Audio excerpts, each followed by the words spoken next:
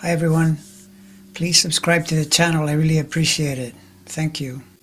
So if we look at July 2025 astrologically, I think in largest measure, if we're being practical, it's not all that different from June, excepting in the sense that June did feature big events in the Middle East, and very late in the month, all the transactioning around the big beautiful abomination bill, and then its eventual passing in early July.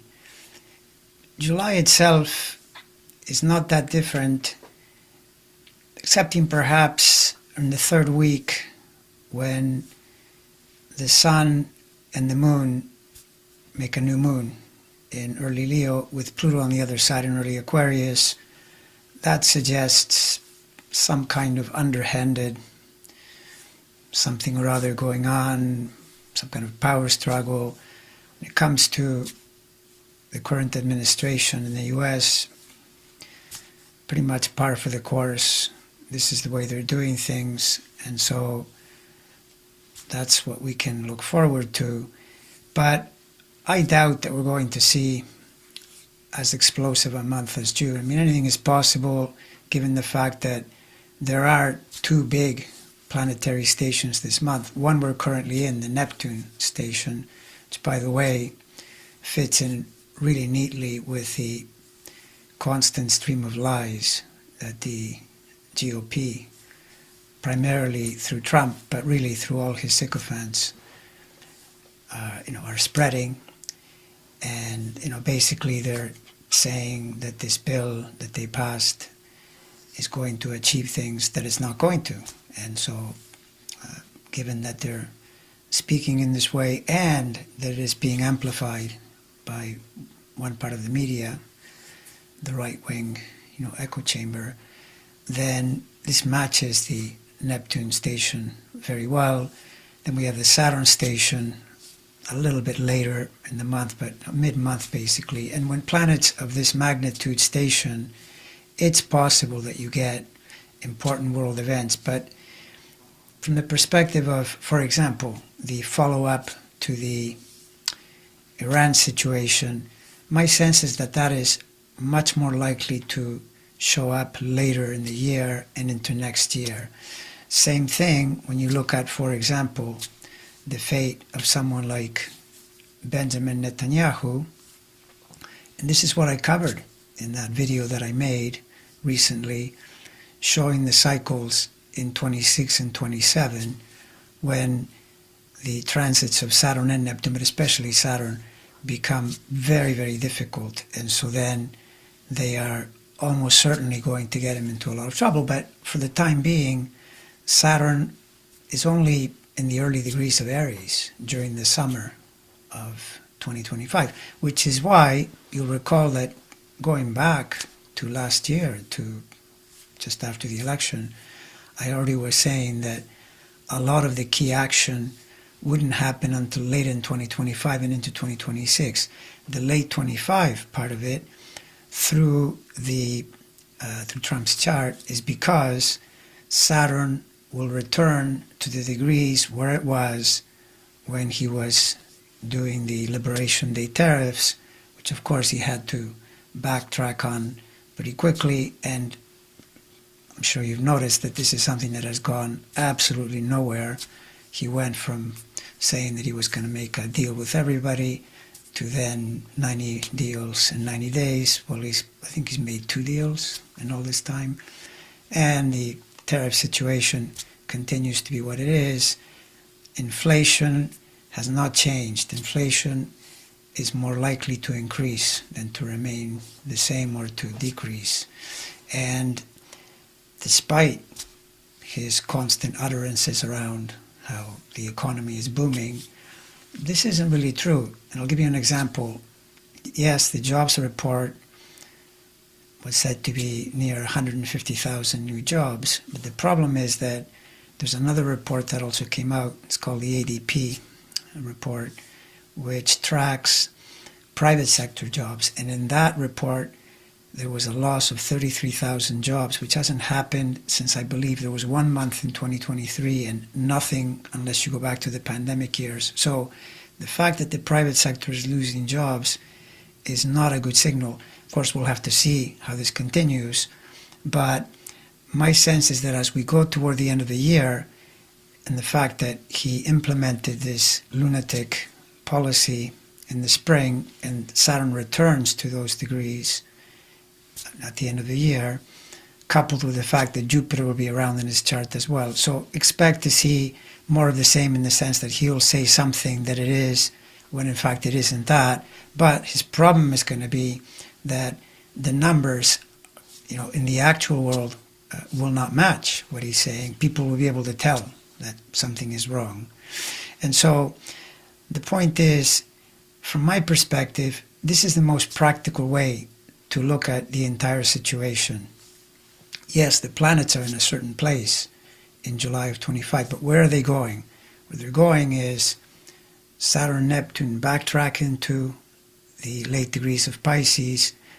And so let's say between September and February is where they occupy those degrees, which are not good for Trump. And then it only gets worse, because as Saturn then moves into Aries and goes all the way to the 14th degree and then backtracks from there to find itself between 7 and 10 around the midterm elections, all of this is really hard for him, for Trump. Now, another person that I think is very important in this scenario is Elon Musk, because I'm sure you've heard that he is really, really chafing lately, and he's making a lot of noise about starting a new party.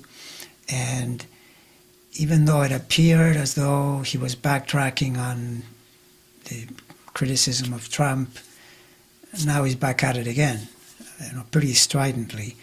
And this is something that you see in their composite chart, but you see it especially in Musk's chart, because what's happening to him is he's got that Saturn-Neptune opposition in his chart from Sagittarius to Gemini, Saturn in Gemini, Neptune in Sagittarius, and Uranus is going there very soon. This is something that I have to cover in a different video, the entry of Uranus into Gemini, even though it enters this month, but it only stays for a while. It leaves, goes back into Taurus, and only permanently stays in Gemini next year. But even just this entry has a very strong effect on Elon, because he has planets there. And the thing is, you always look at the condition of the planet at the person's birth. And Uranus is the most entrepreneurial,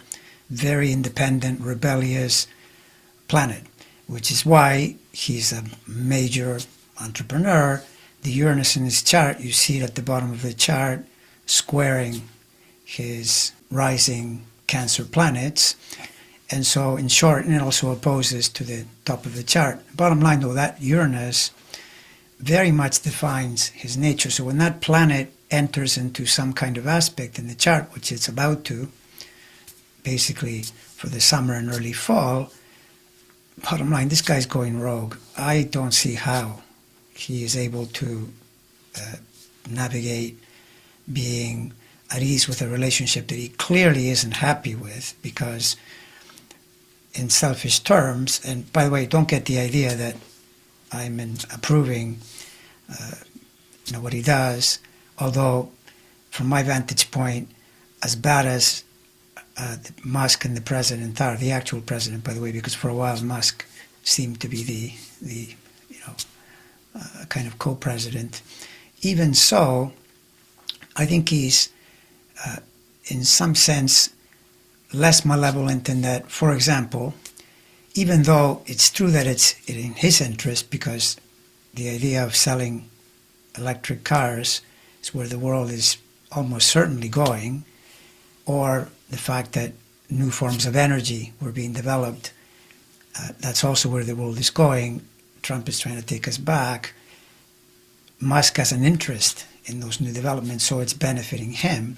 But in that sense, he's less crazy than the current president.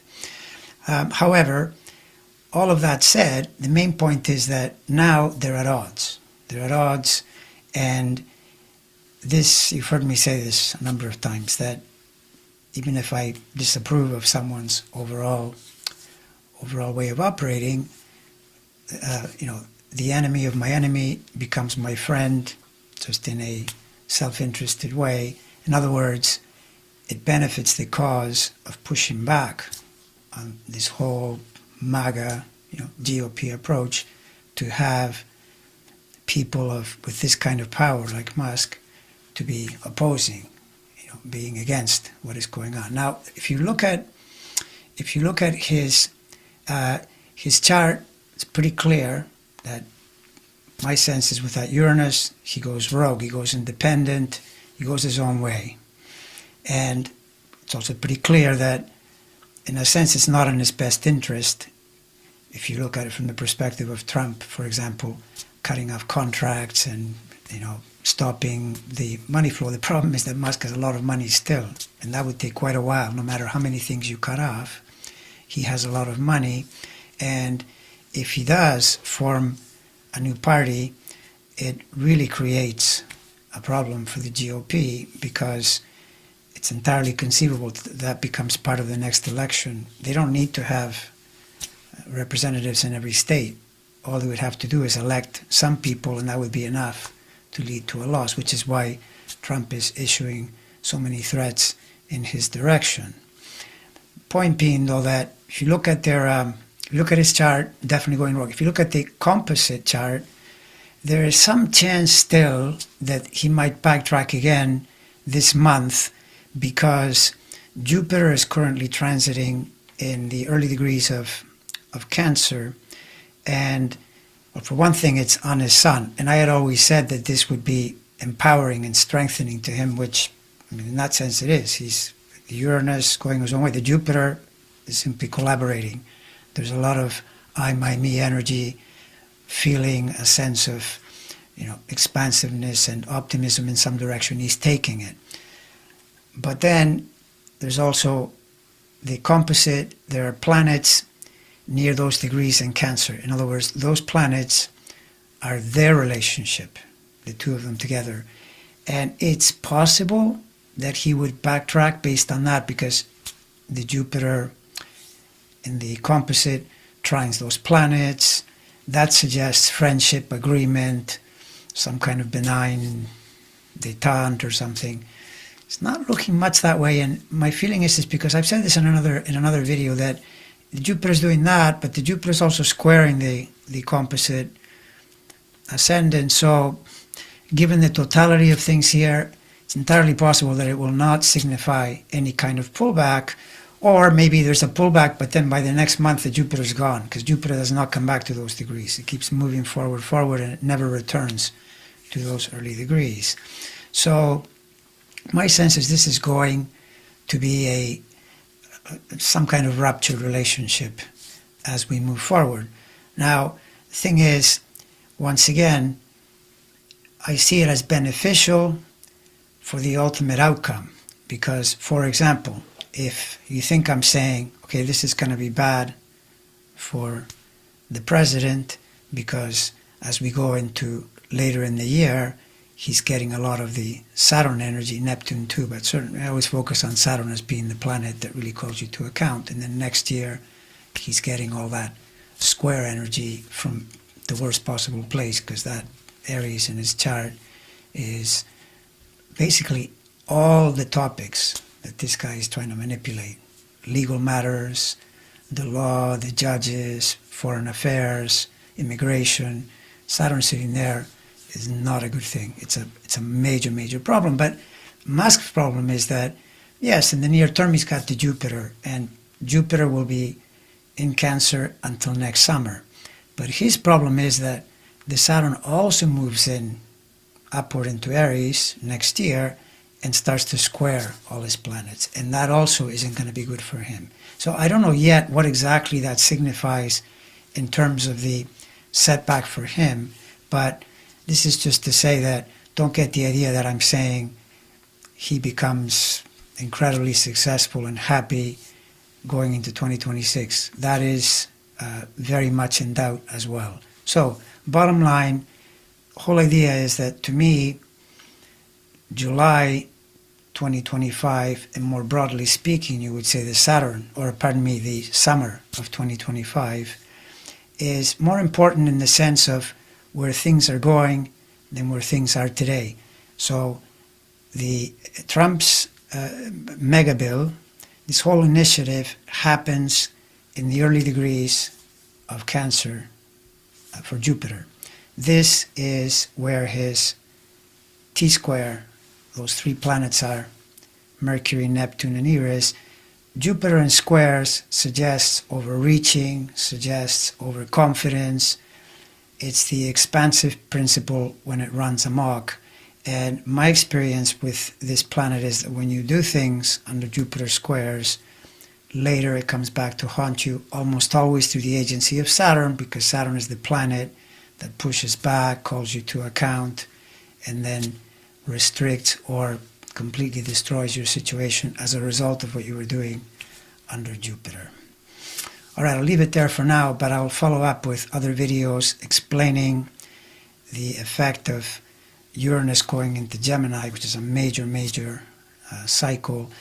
One really interesting thing that I discovered in research is that it's going into Gemini, but the other thing it's doing that is very unusual and very interesting is it trines Pluto from those degrees, because Pluto is an early Aquarius.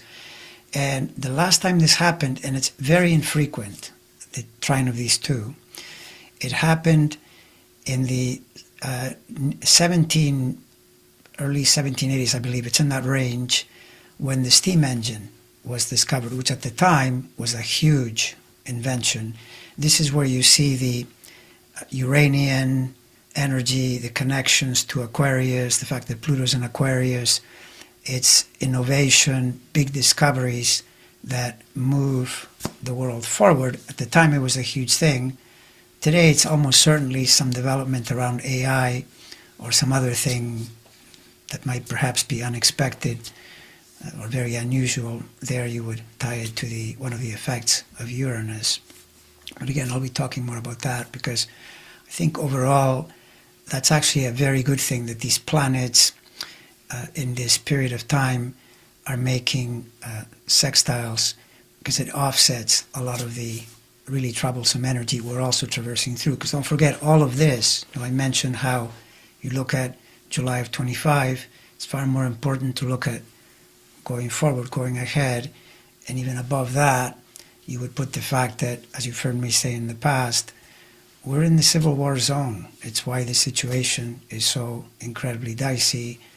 The Neptune position, the Uranus position, even Saturn at the time of the Civil War, Saturn was opposite instead of being in the same sign, but same idea. You get that feeling that everything is very divided. There's a huge conflict within the country, plus the mirroring to the similar positions in the Second World War. And so then the entire world is changing, shifting, and moving forward in a new direction. But in the middle, when you're in it, it feels really uncomfortable. But keep in mind that it is a cycle. They're all cycles. And so the thing I think that drives people crazy is, from the point of view of pessimism, is that they say, well, yes, all of this is fine, but you're assuming that next year there will be elections and that people will be able to vote. So do I think that Trump is going to try to do something to cheat in some way in those elections? Yes. But here's the thing. How do I say this? Saturn's not going to let him, or Saturn is not going to let him enough to offset the result. So this is where my bottom line is.